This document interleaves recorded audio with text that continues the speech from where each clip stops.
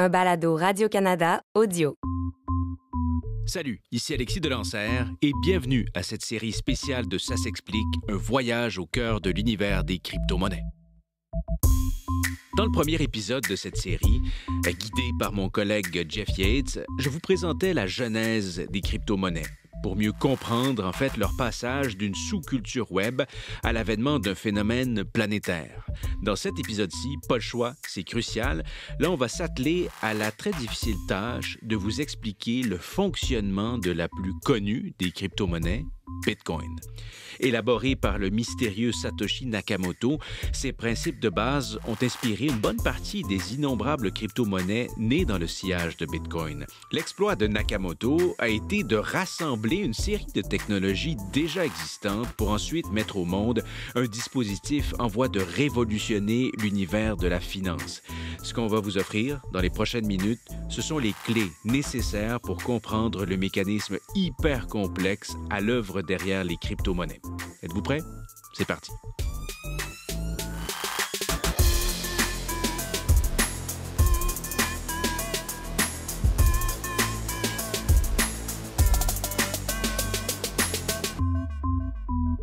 Salut Jeff. Bonjour Alexis. En préparant cette série, on le savait, toi et moi, Jeff, que cet épisode-ci, l'épisode 2, ça allait être en quelque sorte notre plat de résistance. On va s'attarder au comment. Comment ça marche, les crypto-monnaies? Il y a un appétit très grand pour cet univers-là. C'est quand même paradoxal, hein, parce que d'une part, c'est devenu très mainstream, mais d'autre part, il y a une grande méconnaissance du phénomène. Et je suis tout à fait empathique. Je comprends les gens qui se butent à toutes sortes de questions quand on regarde ça. C'est très, très, très labyrinthique, très complexe. On va prendre le temps de le décortiquer parce qu'il faut prendre le temps de le faire, Jeff. Là. Oui, parce que comme je disais au dernier épisode, l'histoire des 2 premières décennies du 21e siècle, c'est l'histoire de gens qui ont d'immenses compétences en informatique, qui ont créé des systèmes qui ont bouleversé nos sociétés.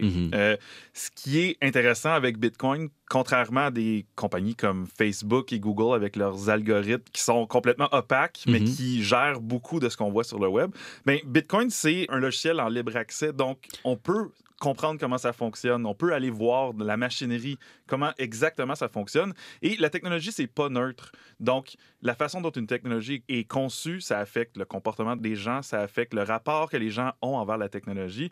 Et donc, je pense que c'est important de jeter les bases pour que tout le monde comprenne comment ça fonctionne fondamentalement, cette bête-là.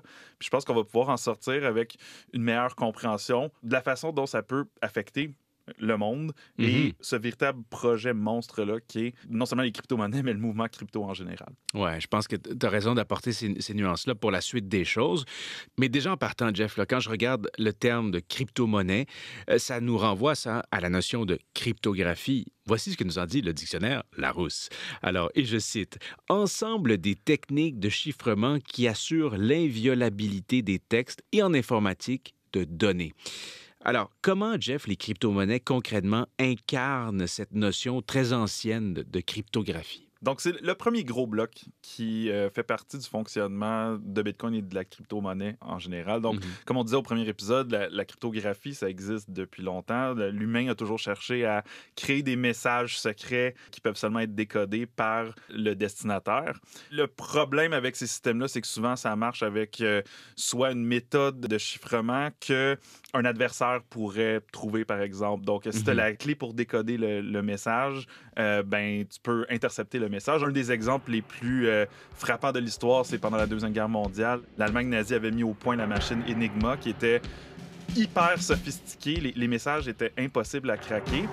Le problème, c'est que les Britanniques ont réussi à mettre la main sur une machine Enigma et ont pu déterminer comment ça fonctionnait. Et par la suite, ont pu lire tous les messages codés de l'Allemagne nazie. Donc, même un système qui est extrêmement sophistiqué comme ça, si on réussit à mettre la main sur le procédé de décodage, ça permet de lire les messages. Donc, c'est plus vraiment 100% sûr.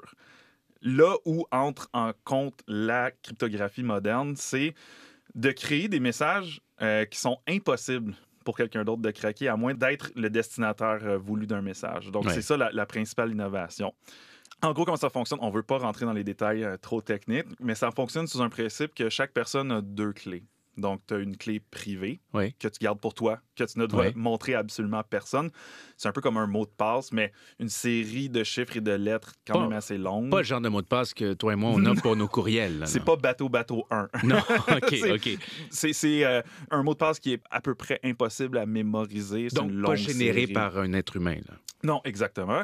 Et tout le monde a une clé publique. Donc, celle-là, on la diffuse en public. On pourrait un peu comparer ça à une adresse courriel. Donc, supposons que je vais t'envoyer un message, Alexis. Tu me donnes ta clé publique. J'adresse le message à cette clé publique-là et je chiffre le message avec ma clé privée. OK. Il y a juste toi qui est capable de décoder ce message-là. Seulement la personne avec la clé privée qui est associée à la clé publique peut décoder le message. Donc, pratiquement, c'est impossible pour quelqu'un d'intercepter le message que je t'ai envoyé, à moins d'avoir volé ta clé privée, d'avoir accès à ta clé privée d'une façon ou d'une autre, soit avoir piraté ton ordinateur ou quelque chose. C'est ça l'idée d'inviolabilité qu'il y avait dans la définition du Larousse tantôt et qu'on applique maintenant aux crypto-monnaies dans des transferts de monnaie virtuelle. Exactement. Donc, au début, comme on parlait dans l'épisode 1, le mouvement Cypherpunk cherchait à appliquer le concept d'envoyer des messages chiffrés comme ça au paiement. Donc, être capable d'envoyer des paiements dont seule la personne qui détient le compte peut autoriser un paiement. Donc, la crypto-monnaie, ça fonctionne selon ce principe-là. Donc, tu as une clé privée, tu as une clé publique. Ta clé publique, c'est ce qu'on appelle ton adresse. Donc, c'est l'adresse à laquelle, si je veux t'envoyer, par exemple, un Bitcoin, tu serais chanceux si je t'envoyais un Bitcoin aujourd'hui. C'est ça? À peu près. Donc, ta clé publique, c'est l'adresse à laquelle je t'envoie un paiement. La clé privée, c'est avec ça que j'autorise mon paiement. Donc, si tout fonctionne bien, c'est impossible pour quelqu'un de falsifier, d'envoyer un faux paiement de mon compte.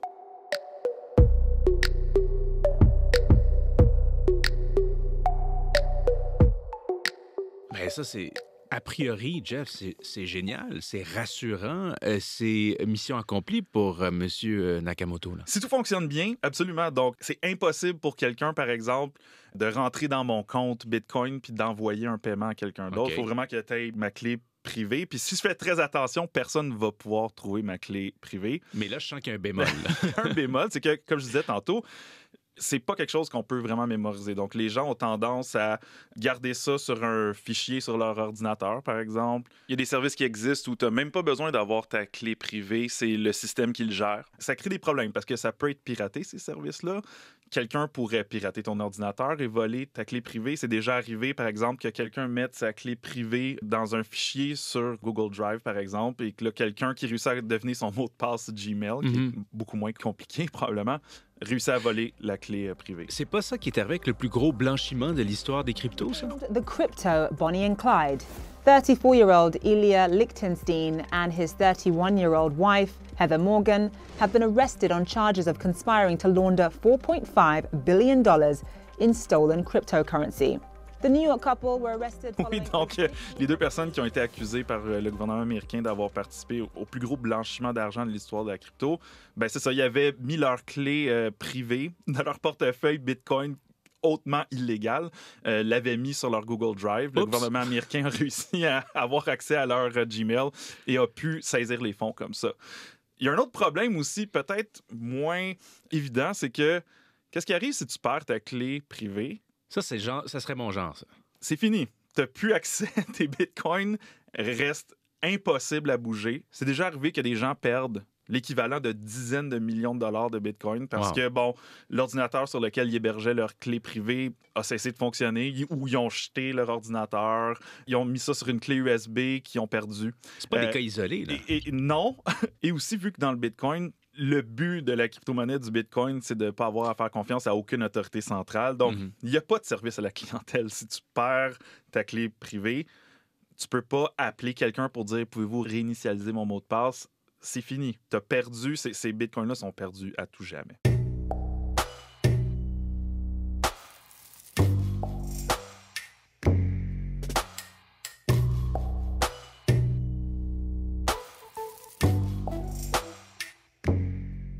Puis en somme, Jeff, là, on comprend que ce qui est souhaité à travers l'utilisation des crypto-monnaies, c'est l'implantation d'un système de paiement sans intermédiaire, sans autorité centrale, transparent, dont les transactions, ça c'est un autre élément important, sont vérifiables par tout le monde, Ça nous mène à l'autre rouage central dans le fonctionnement de ce système-là. C'est ce qui permet de valider les transactions. Comment ça fonctionne, ça?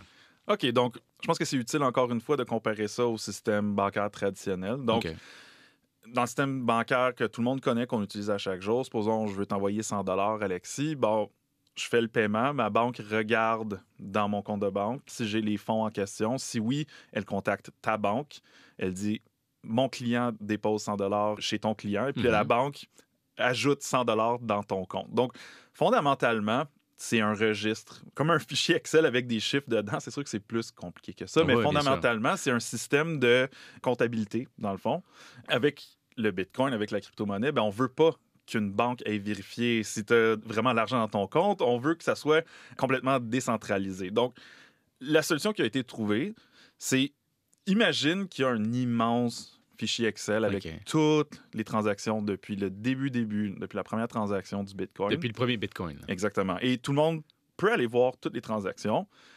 Et puis, imaginez que tout le monde qui participe au système a une copie de ce fichier-là. Et donc, tout le monde peut vérifier. Donc, si Jeff envoie 100 $ à Alexis, quelqu'un d'autre qui est connecté au réseau Bitcoin pourrait aller voir est-ce que, en effet, l'argent est là et pourrait valider. Donc, le principe même de décentralisation, c'est qu'il y a un consensus qui se forme dans la communauté ensemble qui détermine si le paiement a le droit de passer. Décentralisation et transparence, c'est un peu ça le principe et la possibilité théorique que ça se passe comme ça. Est-ce que c'est comme ça que ça se passe? C'est pas tout à fait comme ça parce que ça pose certains problèmes. Si tout le monde pouvait valider des transactions à gauche ou à droite, qu'est-ce qui empêcherait quelqu'un d'approuver des paiements qui n'ont pas de sens? On pourrait se mettre ensemble une gang, moi et toi, puis se verser des milliards de dollars. Donc, il faut trouver un procédé pour être sûr que c'est pas n'importe qui peut rajouter des transactions à gauche et à droite. Mais le principe de base est que ça reste transparent et que tout le monde peut vérifier. Ça, on peut le voir dans le Bitcoin. Donc, si j'ai ton adresse, Alexis, je peux aller voir toutes les transactions dans ton compte. Ton adresse n'est pas associée nécessairement à ton nom. Donc, oui, ça reste relativement anonyme, à moins que toi, tu le mettes sur, par exemple, ta page Facebook, tu dises « Voici mon adresse Bitcoin », là, je pourrais savoir que c'est associé à toi. Okay. Mais je peux quand même suivre toutes les transactions. Avec les montants?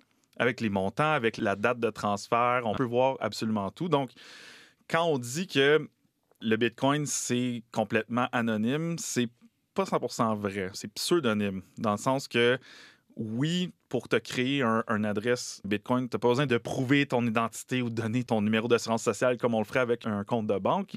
Mais si jamais je réussis à mettre la main sur ton adresse Bitcoin, je peux suivre les transactions, je peux voir à qui tu envoies de l'argent. Quand même très utile pour les services de renseignement ou les services policiers qui commencent déjà à traquer des paiements sur toutes les crypto-monnaies comme ça. Donc, s'ils connaissent l'adresse, par exemple, d'un criminel, ils peuvent voir où est-ce que l'argent va, sont capables de suivre, sont même capables de potentiellement bloquer ces adresses-là sur certains échanges commerciaux, des choses comme ça. Puis Jeff, ça me fait penser à un exemple concret de ce dont tu nous parles. On en a d'ailleurs parlé au balado, ça s'explique. Les convois de camionneurs à Ottawa et un peu partout qui ont été financés via les crypto-monnaies, ça fait écho à cette histoire-là. Ben oui, donc... Oui, sur papier, c'est impossible de bloquer un paiement par Bitcoin et on l'a vu avec les camionneurs. Donc, il y a des gens qui se sont organisés pour leur envoyer des Bitcoins. Ils ont réussi à envoyer les Bitcoins. Il n'y a personne qui peut bloquer un paiement avec un Bitcoin. Mais c'est assez difficile d'acheter des choses dans la vraie vie avec des Bitcoins. Donc, pour pouvoir financer les manifestations, les camionneurs devaient transférer ça en argent comptant, donc passer par un échange qui fait affaire avec le bon vieux système bancaire traditionnel. Et dans ce cas-là, ça a été critiqué quand même assez vertement partout dans le monde, mais le gouvernement canadien a décidé de dire aux échanges, vous bloquez ces adresses-là. Donc, les camionneurs avaient diffusé les adresses auxquelles les gens pouvaient envoyer des bitcoins. Le gouvernement canadien a tout simplement dit, les adresses associées à ça, vous les bloquez et vous ne pouvez pas transférer les bitcoins en argent comptant. Aux dernières nouvelles, les bitcoins, puis on parle de millions de dollars, sont encore gelés. Donc, ils peuvent transférer ces bitcoins-là vers d'autres comptes bitcoin, mais ils ne sont pas capables de les changer en argent comptant. C'est là où on voit que le rêve du Bitcoin a des limites. Un exemple parmi tant d'autres qu'on peut donner. Et dans cet immense fichier Excel, Jeff, très bonne analogie en passant, les transactions qui se font et qui sont registrées de cette façon-là, il faut qu'elles soient validées. Exactement. Alors, qui les valide? C'est là où entrent en scène les fameux mineurs de Bitcoin. Et c'est là la principale innovation de Satoshi Nakamoto. C'était la dernière pièce du puzzle. Donc, les 2 premiers blocs dont on parlait, donc la cryptographie et le registre, les gens qui essaient de créer des crypto-monnaies avaient déjà réussi à mettre ces 2 pièces du puzzle-là ensemble. Là où vient la principale innovation, c'est le 3e bloc, la validation. C'est ça qui a fait que Bitcoin est devenu un projet viable. Donc, le problème fondamental qu'essayait de résoudre Satoshi Nakamoto, c'est qui a le droit d'ajouter des nouvelles transactions dans ce fameux fichier Excel-là. Chez une banque, ben c'est simple, c'est la banque. Ouais. Donc, c'est seulement la banque qui a la permission de rajouter des transactions sur le registre. Avec la crypto-monnaie, ben il n'y a pas de banque. Donc, il faut trouver une façon de déterminer qui a le droit d'ajouter des transactions sur le registre. Donc, la solution qu'a trouvé Satoshi Nakamoto, c'est avec un procédé qui s'appelle Proof of Work, preuve de travail informatique. Ça se traduit à peu près comme ça. C'est un principe qui existait déjà.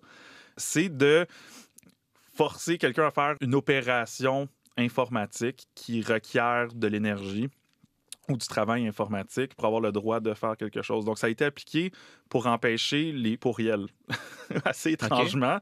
Donc, l'idée, c'est que chaque fois que tu envoies un courriel, ton ordinateur doit faire une petite opération informatique quand même assez simple, qui ne prend pas beaucoup de temps ou de travail informatique. Donc, si moi, je t'envoie un courriel, comme dans la vie de tous les jours, ça ne crée pas de problème. Mais si quelqu'un essaie d'envoyer 100 millions de courriels, par exemple, là, il y a un problème. Il y aurait un problème. Ça coûterait tellement cher en électricité et en travail informatique que ça deviendrait impossible d'envoyer là, des centaines de milliers de courriels comme Mais ça. ce principe-là appliqué aux crypto-monnaies, là, on s'entend que c'est beaucoup plus complexe. Là. Oui, c'est beaucoup plus complexe. Donc, comment ça fonctionne en gros? Imaginez que tout le monde qui veut effectuer des transactions écrivent un chèque puis ils mettent ça dans une grosse pile dans le milieu de la table où tous les gens qui participent là, à Bitcoin sont assis.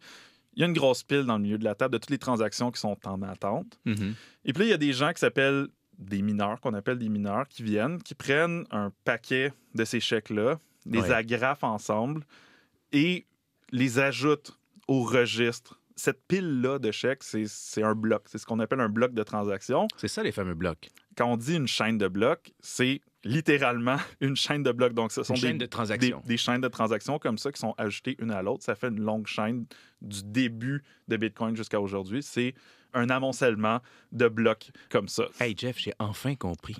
J'ai enfin compris. Merci, continue. Voilà. J'aime ça. Mais c'est très cool à entendre. Expliquer comme ça, il me semble que...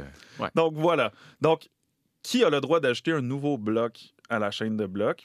En gros, les mineurs qui participent à la validation des transactions participent à une immense loterie mondiale qui est déterminée par la preuve du travail, le fameux Proof of Work. Donc, il y a une énigme informatique, cryptographique.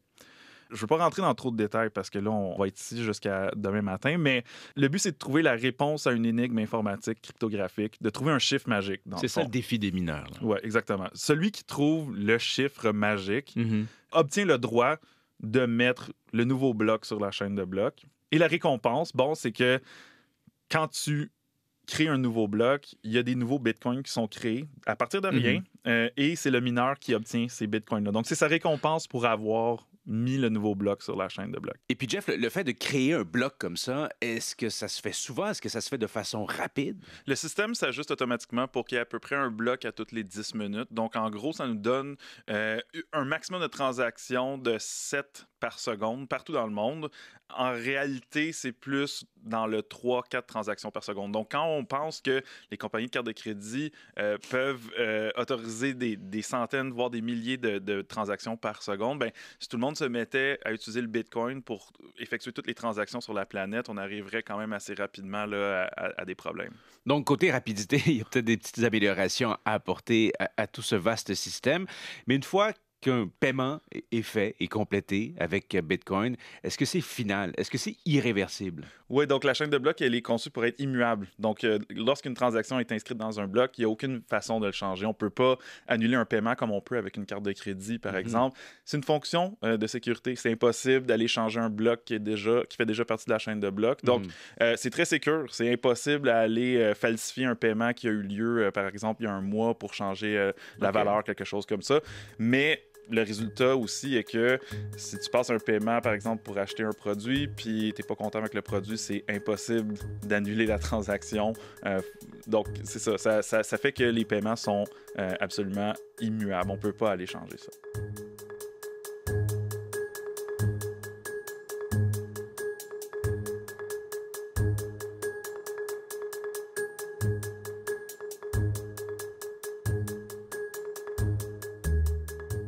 Mais là, un mineur, là, on en parle à ce stade-ci de façon assez abstraite. On peut imaginer toutes sortes de choses, un gars dans son sous-sol, un geek, quelque chose comme ça. Mais donne-nous un peu plus de détails sur qui sont ces mineurs, règle générale, dans l'état actuel des choses, là. La vision originale de Satoshi Nakamoto, c'est que tout le monde qui participait à Bitcoin serait aussi mineur, donc participerait à la validation du système. Donc, tu aurais le logiciel de Bitcoin qui fonctionne sur ton ordinateur, tu participes à valider le système, et donc une fois de temps en temps, tu gagnerais la fameuse loterie parce que ton ordinateur fait des opérations en arrière-plan. C'est plus vraiment le cas, parce que plus il y a de capacité informatique de connecter au système de Bitcoin, plus l'énigme devient de plus en plus compliquée à résoudre. Donc, depuis le début de Bitcoin, là, il y a beaucoup, beaucoup plus d'ordinateurs et de systèmes informatiques qui sont connectés au réseau parce qu'il y a l'appât du gain, on veut gagner cette fameuse récompense-là. Donc, plus il y a d'ordinateurs de connectés, plus l'énigme devient difficile à résoudre, donc plus ça nécessite de travail informatique à résoudre, donc plus ça nécessite de ressources informatiques, plus ça nécessite d'électricité. De nos jours, tu peux faire fonctionner le système Bitcoin sur ton ordinateur, mais c'est à peu près impossible que tu vas réussir à miner un Bitcoin. Tu n'iras pas très loin avec ça. Ça prend plus qu'une personne avec des moyens modestes. Ça prend une architecture, un ensemble de réseaux informatiques plus complexes et consolidés que ça, là. Très rapidement, il y a des gens qui ont réalisé, tout simplement faire fonctionner ce système-là sur un ordinateur, c'est pas optimal. Donc, ils se sont mis à utiliser des cartes graphiques. Donc, ces fameux réseaux intégrés-là qui servent à calculer tous les graphiques des jeux vidéo, ce sont des systèmes qui sont mieux adaptés pour résoudre cette fameuse énigme-là que des ordinateurs. Donc, ils se sont mis à utiliser des banques de cartes graphiques comme ça qui roulent 24 heures par jour, qui tentent de résoudre ces énigmes-là. Très rapidement, les gens normaux comme toi et moi, là, on n'est plus capable de faire compétition et d'être capable de remporter cette fameuse loterie-là. Et c'est rendu tellement faux aujourd'hui qu'il y a des compagnies qui ont mis au point des circuits intégrés qui ne font qu'une seule chose. Ils ne peuvent rien faire d'autre, sauf les opérations cryptographiques qui servent à résoudre cette énigme-là. Donc, tu as des banques et des banques de ces machines-là qui roulent 24 heures par jour et qui consomment énormément d'électricité, qui ne sont vouées qu'à une chose, c'est pouvoir obtenir le droit de rajouter un bloc à la chaîne de blocs et d'obtenir la récompense. Aujourd'hui, c'est 6,25 bitcoins. Donc, on parle quand même d'un montant qui est quand même appréciable. C'est la récompense qui, à chaque fois qu'il y a un nouveau bloc. Alors, cette récompense-là, Jeff, ça représente quoi? 250 000 $ canadiens au moment où on se parle? Évidemment, tout ça fluctue beaucoup. C'est beaucoup de sous. Quand il y a de telles sommes en jeu, Jeff, il n'y a pas des consortiums qui se créent? Ça ne devient pas plus gros que c'était à l'origine? C'est ça. C'est qu'à mesure que ça devient de plus en plus difficile de miner des bitcoins, il y a des gens qui s'allient pour créer, justement, comme tu as dit, des consortiums de minage. Et ça va un peu à l'encontre du principe de base du bitcoin parce que c'est plus vraiment tant décentralisé que ça. Donc, il y a une poignée de consortiums de minage qui contrôlent la majorité de la capacité informatique du réseau de Bitcoin. Ça, c'est quelque chose que, ironiquement, Satoshi Nakamoto voulait empêcher. Parce que si quelqu'un contrôle 51% de toute la capacité informatique du réseau Bitcoin, il peut faire à peu près n'importe quoi, peut se mettre à faire des transactions illégales ou non valides, mais parce qu'il contrôle 51% du travail informatique de validation, il va être capable de faire passer ces paiements-là. Donc, on n'est pas rendu à ce point-là.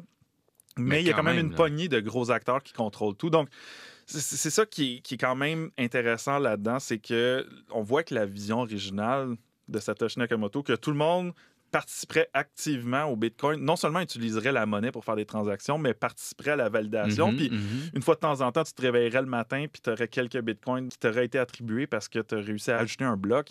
C'est plus la réalité aujourd'hui tant que ça. Non, c'est dénaturé. Donc, tout ça, cette guerre d'armement, quasiment cette guerre froide-là du minage, c'est de là que ça vient quand on parle souvent de l'impact environnemental des crypto-monnaies. Ça vient de là. C'est très énergivore, miner des bitcoins, donc il faut que tu fasses rouler, comme je disais tantôt, des banques et des banques et des banques de circuits informatiques 24 heures sur 24. L'électricité, ça coûte cher.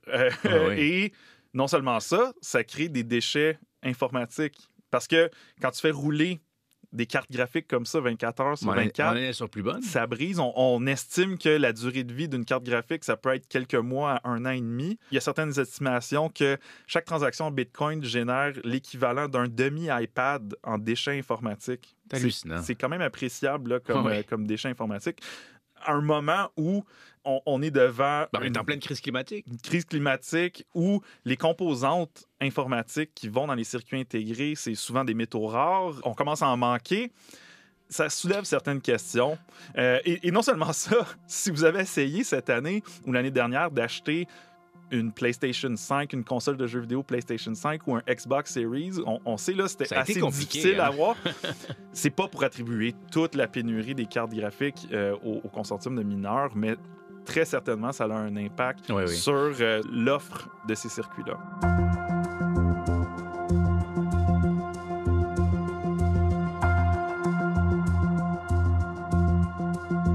I will send to Congress a bill that will make Bitcoin a legal tender in El Salvador. In the short term, this will generate jobs and help provide financial inclusion to thousands outside the formal economy. Et dans tout ce portrait-là, il faut bien dire qu'il y a des acteurs, comme on disait, de plus en plus importants.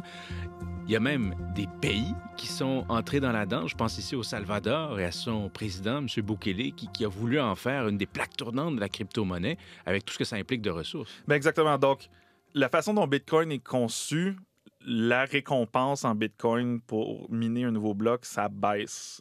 Donc, au début de Bitcoin, c'était 50 Bitcoins, la récompense. On est rendu à 6. Donc, les mineurs doivent optimiser leurs opérations. Donc, ils sont tout le temps à la recherche de l'électricité la moins dispendieuse au monde.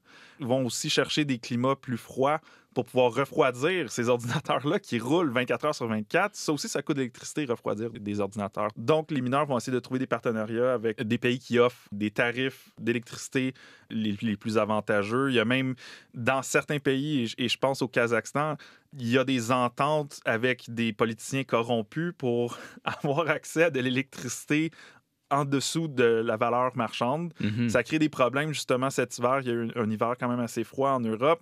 Et au Kazakhstan, on commence à leur dire aux mineurs, là, vous avez trop accaparé une trop grosse proportion du réseau électrique, puis ça cause des problèmes pour les habitants qui essaient de chauffer leur maison. Il y a plus de chauffage, ou des pénuries de chauffage. Et tu as mentionné le El Salvador. Ben, ça, c'est un cas qui me fascine, Jeff. À chaque fois que je lis là-dessus, c'est incroyable dans tout ce projet-là. C'est ça, dans ce pays-là, ben, il y a toutes sortes de subventions. On veut, par exemple, utiliser l'énergie géothermique pour permettre aux mineurs de mener leurs opérations.